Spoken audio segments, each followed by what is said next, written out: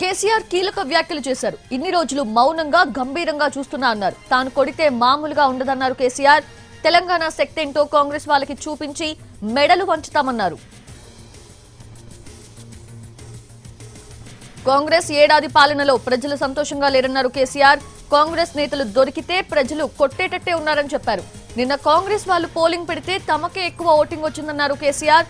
తాను చెప్పినా వినకుండా ప్రజలు అత్యాశకు పోయి కాంగ్రెస్ కి ఓటేశారని అన్నారు ఆయన. రాబోయే రోజుల్లో విజయం తమదేనన్నారు కేసీఆర్. ప్రత్యక్ష పోరాటాలకు సిద్ధం కండి అంటూ పార్టీ శ్రేణులకు పిలుపునిచ్చారు కేసీఆర్.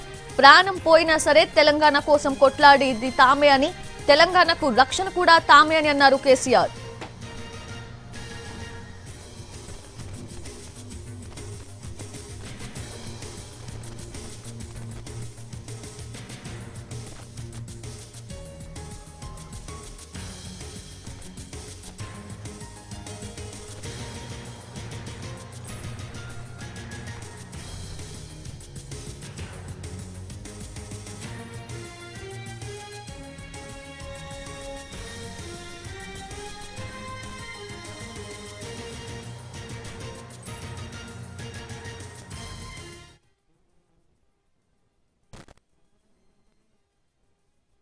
కొన్ని దుష్ట దినాలు వస్తాయి, చెడు గడియలు వస్తాయి.